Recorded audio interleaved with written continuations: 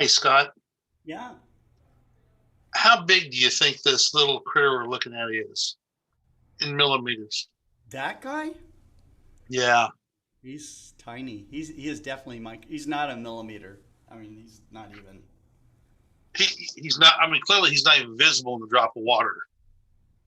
You couldn't see him. And then look in the background. You can see Millions of things. zillions of little things swimming around it. So Hey, Joanne. Yep,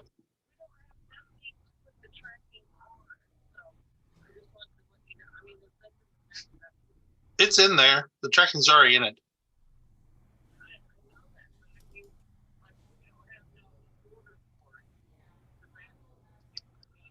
I printed them out. Didn't you take them back?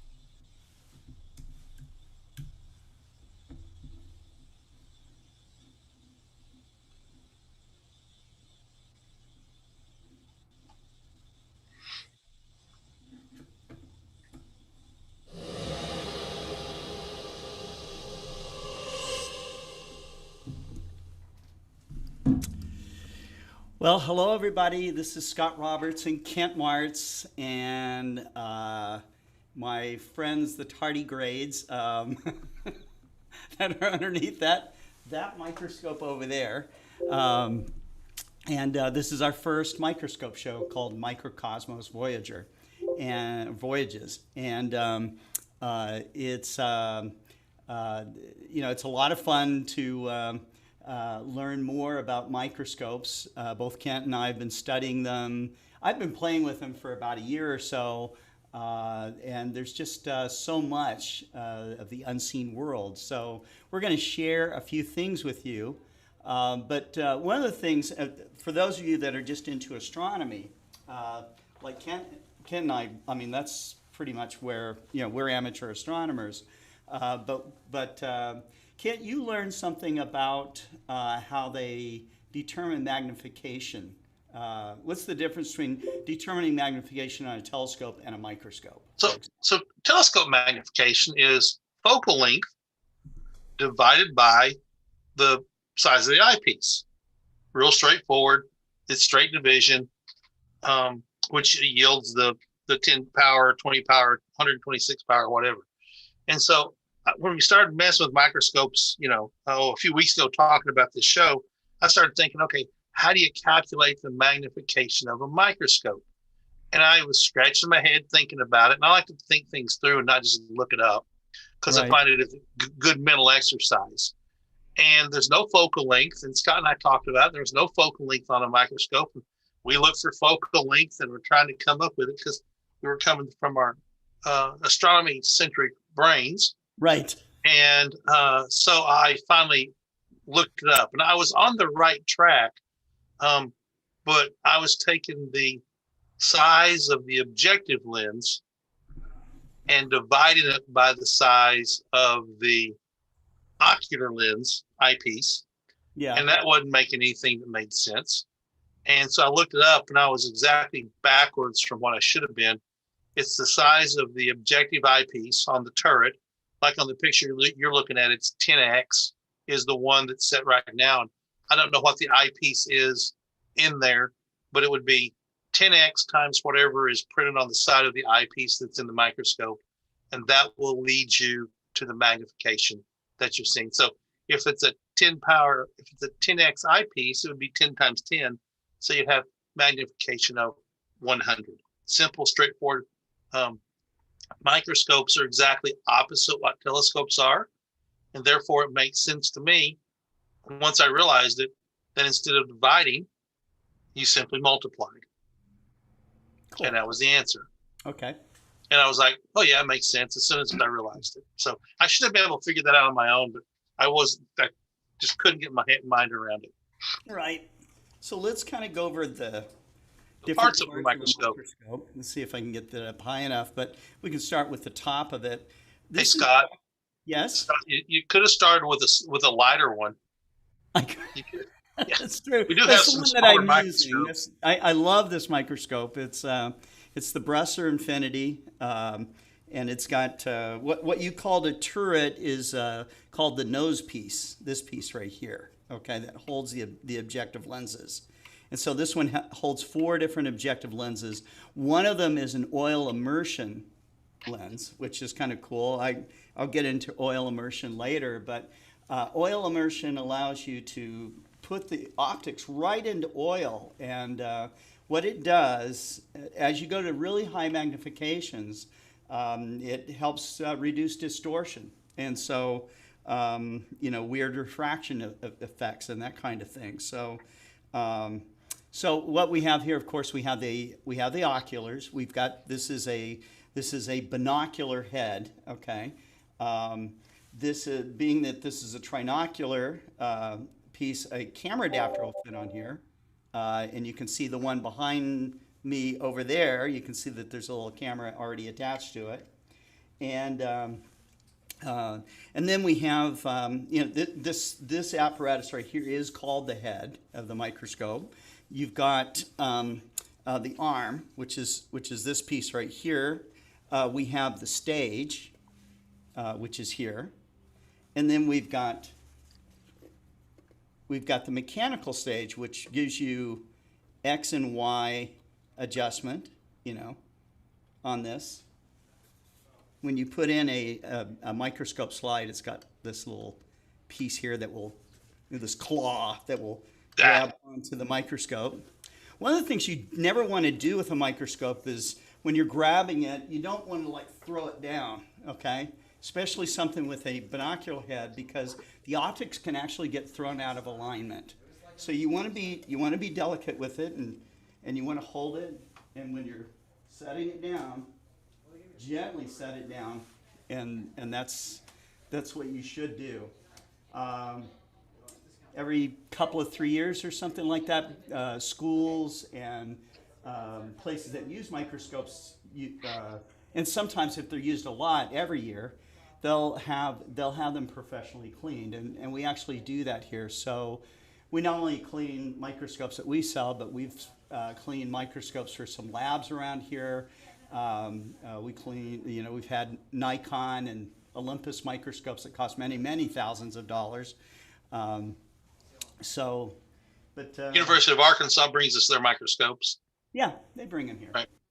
That's right. So we know a little bit about maintaining them, and we've also repaired them before too. So this down here, this is the illuminator housing. Okay, but down underneath, you can see that there's a LED that actually provides the illumination. Older microscopes might have quartz halogen illumination or other types of cold light illumination. We have a brightness adjustment here, and then we've got a two-speed focuser, and so this focuser also has a lock on it, and so you can release the lock and then make it easier to focus. So focus lock, coarse focus, fine focus, and then on this side we just have fine focus. And so that's all the parts of a microscope. Microscopes were invented roughly around the same time that telescopes were, and a guy that is credited with a lot of the, if not the outright invention of the microscope, many of the advances in microscopes, was a guy named Leeuwenhoek. And Leeuwenhoek, that guy, he made also many microscopic discoveries, and so, and the reason why he was able to is that he was the guy, he was making the lenses which were actually little tiny beads of glass. He kept the most perfect beads of glass for himself. And therefore he had the best microscopes in the world. And that allowed him to make, it gave him a clear advantage. So Scott, how is he using beads of glass as a microscope? I mean, they were lenses, right? They effectively came super. Yeah, they were effectively lenses. I am still learning about how that's done, but you can take, there's a thing on YouTube that I saw where, and I did this with my iPhone, where you can take like a bead of water and place it onto the some way to hold it, and then you could use that as a microscope with your iPhone or your smartphone. So apparently it magnifies and focuses the light maybe at infinity. So again, that's we're not making it. we're not pretending that we don't know a lot about this yet, but so probably after about a year of making these videos, I'll know a heck of a lot more. So just like you can use like a baggie of water to start a fire, that simply is bringing that to a point. So it's going to be the same thing.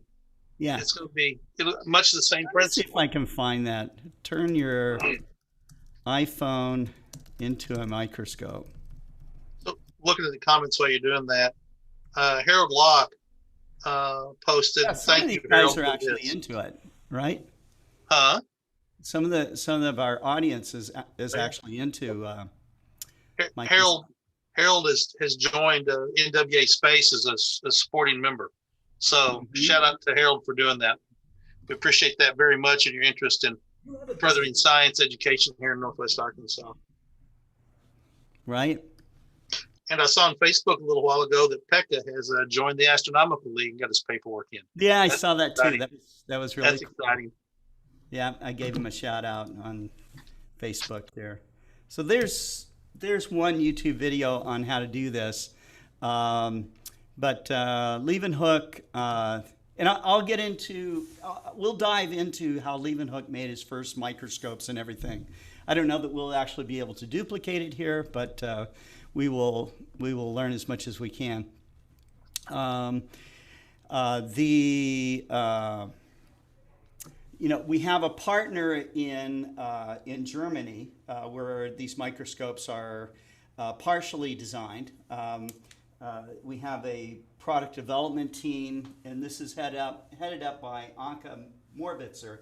Anke was a trained chemist, and she went to work for Brussel in Germany. She heads up everything they have to do with microscopes, from customer service, tech support. She makes beautiful images as well that she shared a number of them with me. And of course, I'm kind of a fan of tardigrade, so I went over to my specimens of tardigrades, and I realized, I kept telling you guys that, oh yeah, it's back there, it's fine, it's fine, it's fine. I looked at the specimen jar and it was dry. And I go, oh my God, I'm supposed to have these guys on a show. And so I put pond water back in it, just so, it wouldn't be too alkaline, although apparently that doesn't kill tardigrades, and probably could have used tap water. And I let it set overnight, and this morning I tested it, and I saw a tardigrade climb out of its glass-like cocoon. And so he's, or she, I'm not sure if it's a boy or a girl, is busily eating moss that I found, and so we'll show you that in a moment. But I did want to show you guys one of the videos that she did. And she's really excellent at microphotographs and microscopy, I guess is how it's also termed. But she loves algae and this one type of algae. I think it's an algae called Volvox, which is beautiful. It's these beautiful green spheres and stuff.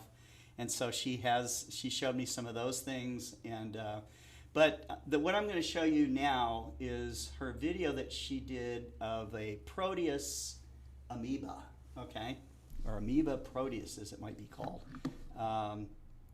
These things are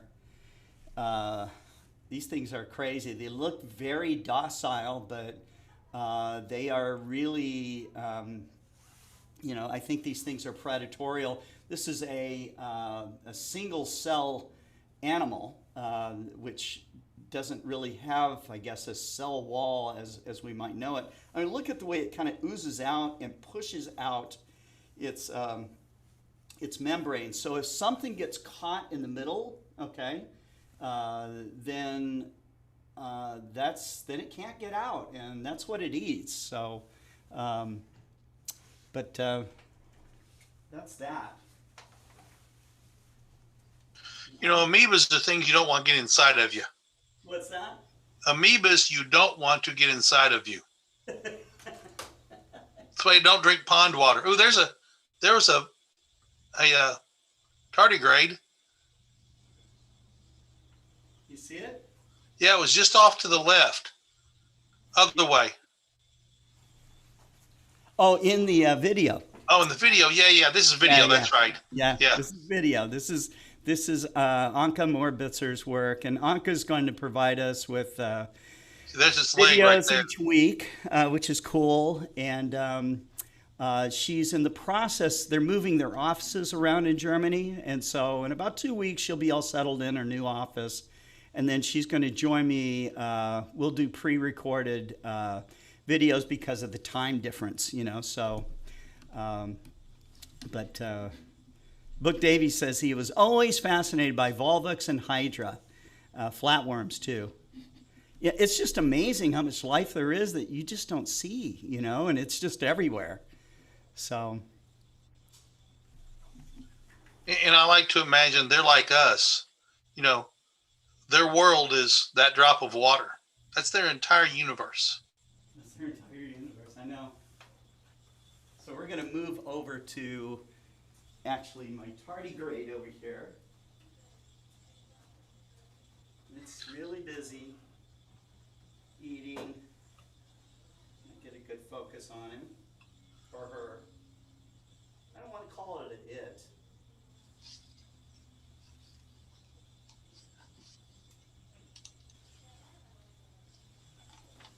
But let me go ahead and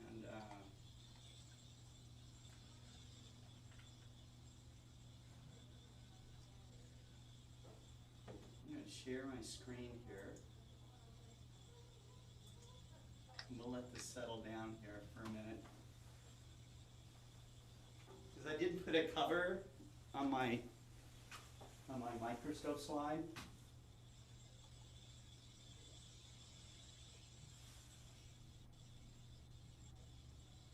Look at that amoeba, it's crazy.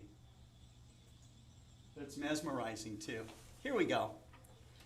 And so you can see some movement here. And there's our tardigrade. I don't think that's Terry the tardigrade though. It's probably Tommy the tardigrade. And it is newly regenerated, rehydrated. Yeah, I was watching him. I was watching him this morning, and he just, I saw him. I saw this thing moving around frantically, and I was just like, "Well, what's going on there?" And then I realized that he was climbing out of his kind of glass-like cocoon, because he was all dried out. And but since that time, he has just been eating moss like crazy. So. You can see his little legs and feet and little claws. Yeah, that's right. And so I have this at medium magnification right now. It's probably like... Look, it looks like a little salamander. 400 magnification. Yeah, it's a little bit harder because the magnification, I haven't studied how to calculate the magnification with the camera and the trinocular. Going to have to figure that out for next week. So where did you find the moss? Just out front in the rain gutter? Yeah. Actually, I went down to the little creek that's next to... oh, yeah. Ooh, we need to pull some water out of the creek for next week.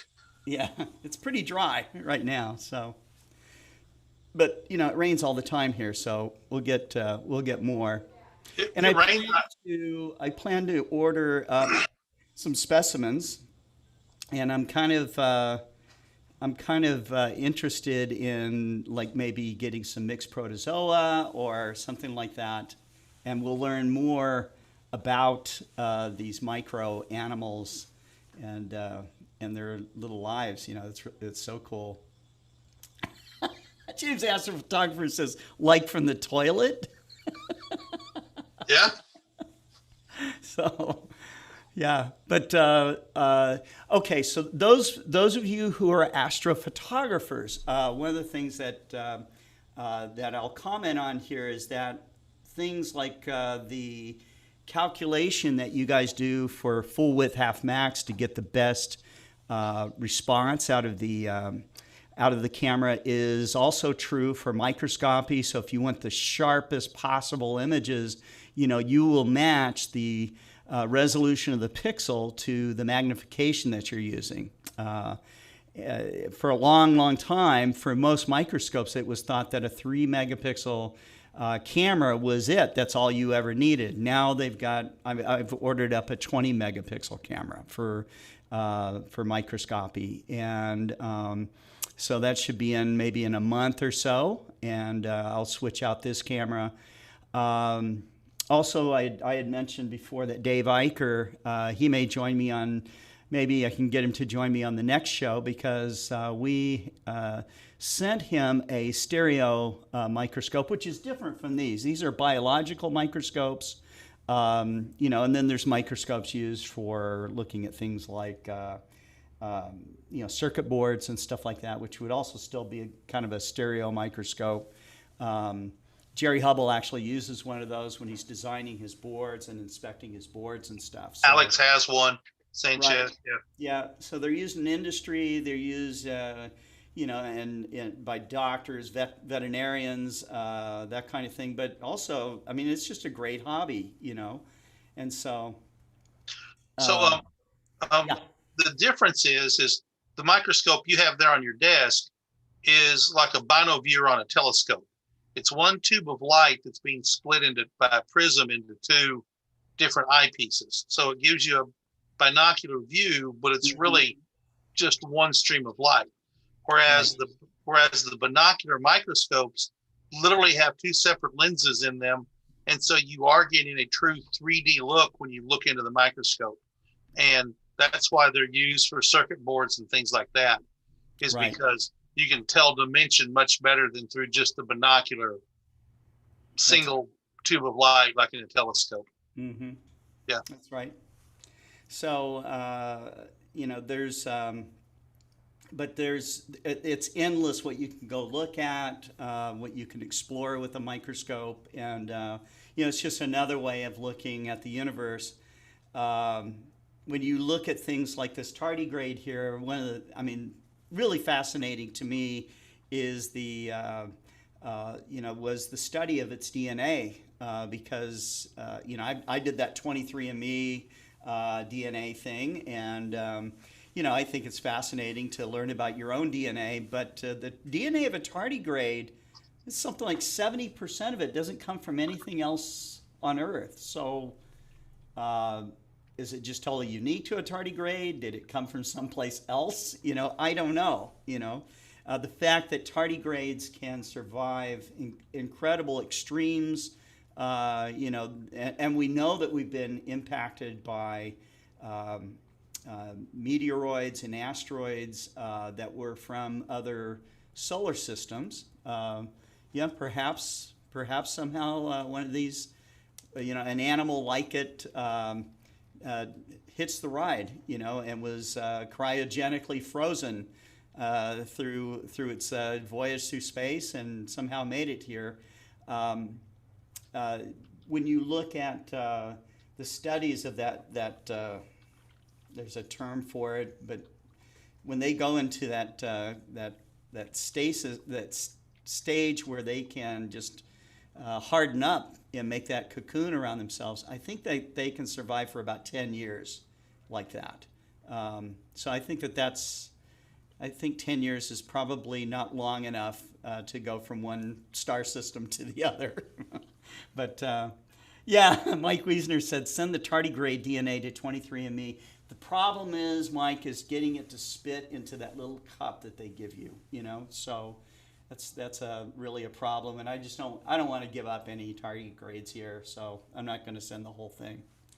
But in the other image here, you can see I've got a objective lens here that is at 40 times, and the binocular has 10 times eyepieces, so it's going to make, excuse me, that is a 10 times eyepiece, so 10 times 10, that would be 100 power, plus then we have to consider the diameter of the diagonal measurement of the sensor, and then that would give us the true magnification. But it's certainly higher than 100 magnification here, and I think it visually looks like it's around 300 or 400 power. So Book Davies says, see if he's got any Celtic haplotype. I don't know. But interesting to study and learn about. And, this is it's a hobby that you can do 365, 24 hours a day if you want. So Pekka says, threaten to irradiate him if he does not spit. He's not afraid of irradiation. Yeah, I'm just sitting here reading. It's like, bring it on, dude. They have put tardigrades. It would kill me before it kills him. Okay, so they've put tardigrades into space in completely unprotected environments and let them be bombarded by space radiation for long periods of time. Yeah. And this is when they were popped into a water-filled petri dish back on Earth, they basically walked away and said, "Okay, what's for dinner?" Yeah, so solar radiation Doesn't do anything to them. Gabriel says, reasons to become a scientist. 1, you get to wear a lab coat. 2, check reason number 1. That's right. So, anyhow, more to come. More to come. We'll have next week. I will have. And I'll try to run these every Friday. Next week we're going to show some video of Volvox, which are just beautiful specimens to look at. I'll try to have some live ones here as well.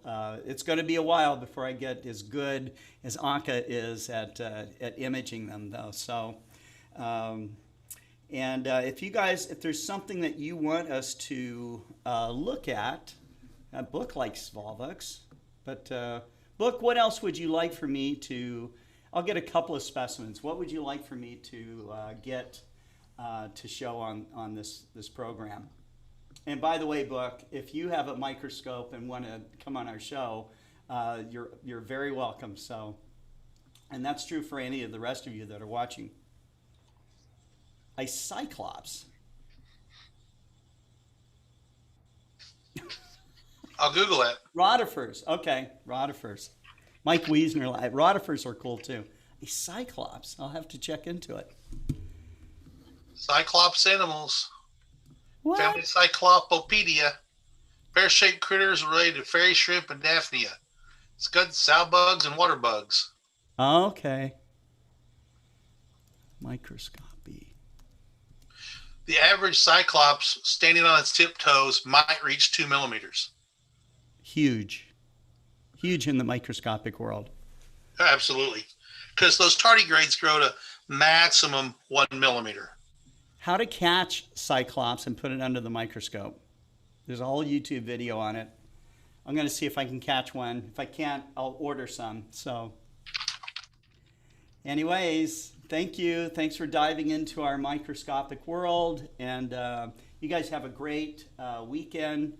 We're having some thunderstorms. It's warm here. But hopefully we get some clear skies, and I hope you do too.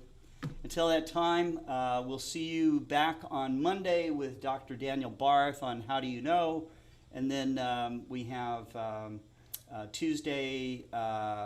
Tuesday I might take off because I'm getting my second Moderna vaccine. And so that's something that I need to probably take a day or two off, just to recover from that.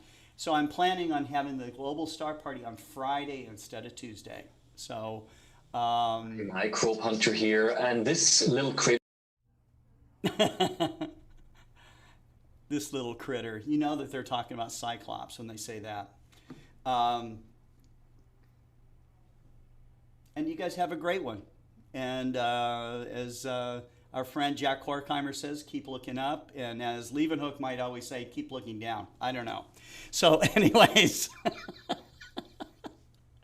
take care, and thanks for watching, you guys. Bye-bye.